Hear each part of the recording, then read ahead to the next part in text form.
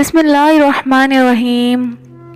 आज की वीडियो में हम आपको बताएंगे कि करबला की जंग क्यों लड़ी गई थी, उसके पीछे असल कहानी क्या थी, आखिर यजीद की दुश्मनी क्या थी, इतनी बड़ी जंग क्यों लड़ी गई थी, यही जानेंगे आप इस वीडियो में। हज़रत अमीर मुआविया के विसाल के बाद यजीद को खिलाफत मिल गई। यजीद एक बहुत बुरा इंसान था, शराबी था और लोगों पर जुल्म ढहाने वाला था। यजीद को जब खिलाफत मिली तो यजीद समझ गया कि मेरी इस खिलाफत को इमाम हुसैन कभी कबूल नहीं करेंगे। यजीद ने मदीना के गवर्नर वलीद को ख़त लिखा, जिसमें लिखा, हुसैन इब्ने अली बिन अब्दुल्ला बिन उमर और अब्दुल्ला इब्ने ज़ुबैर मेरी बैत को मान लें, और अगर मेरी बैत नहीं मानोगे तो मैं तुम पर जुल्म सितम करूँगा। ख़त पढ़कर मौला हुसैन अलैहिस्सलाम ने यजीद की बैत करने से साफ साफ इनकार कर दिया।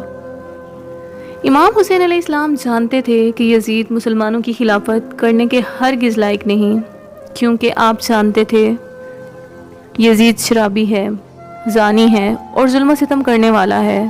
इमाम हुसैन अलैहिस्सलाम खून खराबा से बचने के लिए मदीना छोड़ के मक्का तशरीफ़ ले गए, लेकिन मक्का जाने के बाद कूफियों के काफ़ी ख़त आपके पास आने लगे। उन ख़तों में लिखा होता था, है हज़रत इमाम हुसैन, आप कूफा तशरीफ़ ले आएँ, यहाँ पर यजीद का जुल्म सितम हद से बढ़ता जा रहा है। हम यजीद से तंग आ चुके हैं, हम आपकी बैत करना चाहते हैं। यजीद की बैत हमें हरगिज़ मंजूर नहीं। कूफियों के ख़त पढ़ने के बाद इमाम हुसैन अलैहिस्सलाम ने वहाँ के हालात समझने के लिए अपने भाई हज़रत सलीम बिन अकील को ये कहकर कूफा भेजा कि वहाँ जाओ और जाकर वहाँ के हालात मालूम करो और मुझे बताओ कि वहाँ के हालात कैसे हैं। हुक्म सुनते ही हज़रत मुस्लिम बिन अकील कूफा पहुँचे। कूफी लोग बहुत ही एहतराम से आपके साथ पेश आए। उस वक्त मुस्लिम बिन अकील के हाथों 18,000 लोगों ने बैत की। ये देखकर हज़रत मुस्लिम बिन अकील ने हज़रत इमाम हुसैन अलैहिस्सलाम को एक ख़त लिखकर रवाना कर दिया, जिसमें लिखा था, यहाँ के हालात बहुत अच्छे हैं, 18,000 लोगों ने मेरे हाथ पर बैत की है, आप जल्द से जल्द कूफा तशरीफ़ ले आएँ। ख़त लिखने के बाद कूफा के हालात बहुत बदल गए थे। जो लोग बैत कर चुके थे, अब वही लोग इमाम हुसैन अलैहिस्सलाम के दुश्मन बन गए थे। ख़त रवाना करने के बाद यजीद को ये खबर हुई कि कूफा के लोग इमाम हुसैन अलैहिस्सलाम की तरफ खड़े हो गए हैं, तो यजीद ने उन लोगों में से कुछ लोगों को मार डाला और कुछ लोगों को धमकियां देनी शुरू कर दी। जो लोग बैत कर चुके थे, अब वही लोग इमाम हुसैन अलैहिस्सलाम के दुश्मन बन गए थे। अब इधर इमाम हुसैन अलैहिस्सलाम को हज़रत मुस्लिम बिन अकील का ख़त मिल चुका था, जिसमें लिखा था कि यहाँ के हालात बहुत अच्छे हैं, आप जल्दी कूफा तशरीफ़ ले आएँ। उसके बाद हज़रत इमाम हुसैन अलैहिस्सलाम अपने तमाम अहले खाना के साथ कूफा रवाना हो गए। वहाँ यजीद ने हज़रत मुस्लिम बिन अकील को कत्ल कर दिया। मौला हुसैन अलैहिस्सलाम को हज़रत मुस्लिम बिन अकील की मौत की खबर तब हुई जब आप कूफा के करीब आ गए। उस वक्त आपको ये भी पता चल चुका था कि जो लोग हमारी बैत कर चुके हैं वो अब मुकर गए हैं। वहाँ यजीदी फ़ौज ने इमाम हुसैन अलैहिस्सलाम को रोकने की कोशिश की, तो इमाम हुसैन अलैहिस्सलाम ने फरमाया कि मैं तो तुम लोगों के कहने पर ही कूफा आया हूँ, अगर तुम लोग चाहते हो कि मैं कूफा ना आऊँ तो मुझे वापस जाने दो, मैं वापस जाने के लिए तैयार हूँ। लेकिन यजीदी फ़ौज ने आपको कूफा नहीं आने दिया, तो इमाम हुसैन अलैहिस्सलाम ने अपना रास्ता बदल लिया। चलते चलते एक ऐसी सुनसान जगह पर पहुँचे।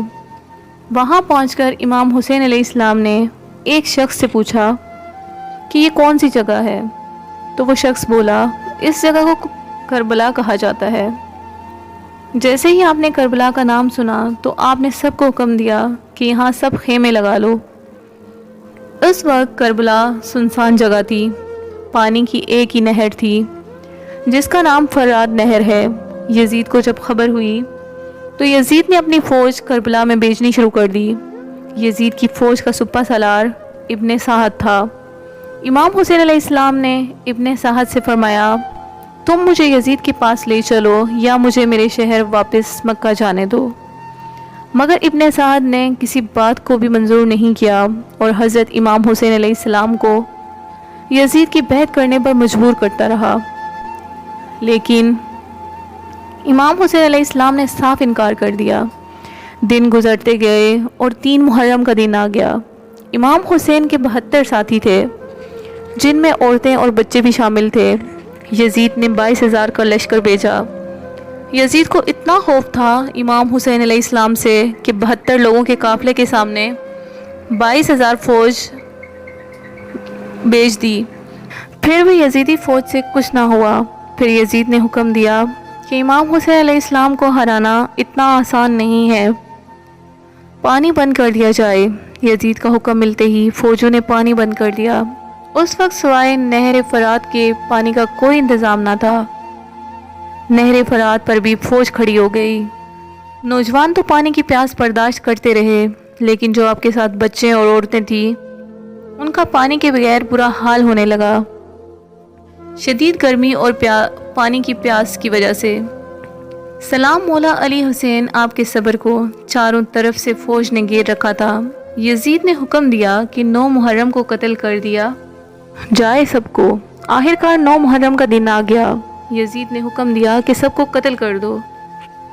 جب یہ بات امام حسین علیہ السلام کو پتہ چلی تو آپ نے 1 رات کی مہلت مانگی کہ 1 رات کی ہمیں مہلت دی جائے تاکہ ہم اپنے رب کی عبادت کر سکیں۔ فوج نے یہ سوچ کر اجازت دے دی کہ 1 دن کی اور پیاس سے ان کا برا حال ہو جائے گا۔ اس کے بعد امام حسین علیہ السلام نے 9 محرم کی رات کو اپنے تمام ساتھیوں کو ایک خیمے میں اکٹھا کیا۔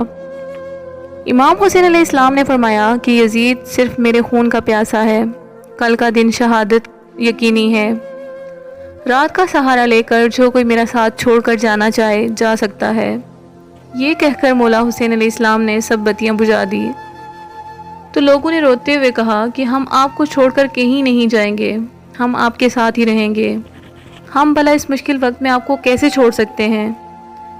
آخرکار 10 محرم کا دن آ گیا۔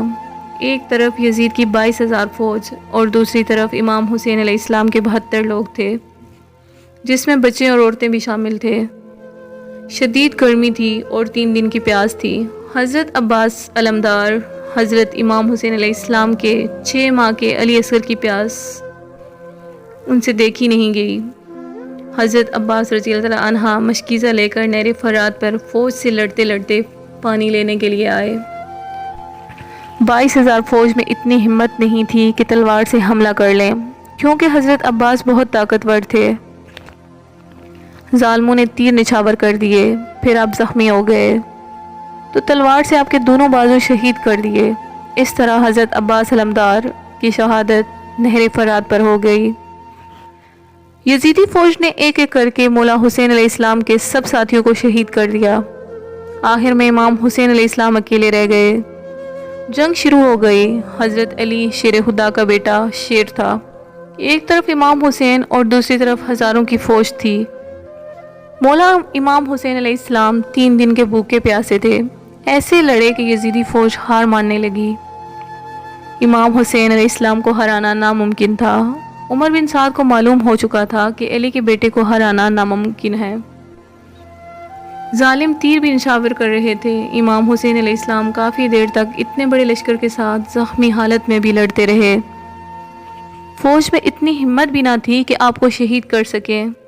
آخرکار نماز عصر کا وقت ہوا، مسجد میں اذان گونجنے لگی۔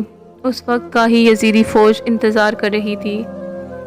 مولا حسین علیہ السلام نے تلوار کو چھوڑ دیا اور نماز کے لیے کھڑے ہو گئے۔ جب آپ سجدے میں گئے تو شمر نے تلوار مار کر آپ کا سر آپ کے جسم سے جدا کر دیا اور آپ کو شہید کر دیا۔ نیزے میں آپ کے سر کو رکھ کر پورا کوفہ گھمایا اور عورتوں کو یزید کے محل میں قیدی بنا کر لایا گیا۔ جب یزید مولا حسین علیہ السلام کے مبارک دانتوں پر چھڑی چلانے لگا تو وہاں پر حضرت علی رضی اللہ عنہ کی شیر دل بیٹی حضرت زینب رضی اللہ عنہ موجود تھی، جو قیدی بنا کر لائی گئی تھی۔ وہ یہ منظر نہ دیکھ سکی، پھر آپ کے آگے آئیں اور پاک بی بی زینب نے خطبہ دیا۔